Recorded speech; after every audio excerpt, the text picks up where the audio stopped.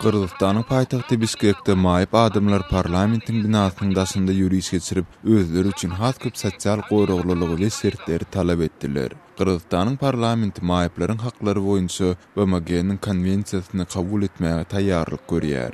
Resmi maglumata görä Kırgızstanda 120 000 töweregi maýyp adam bar.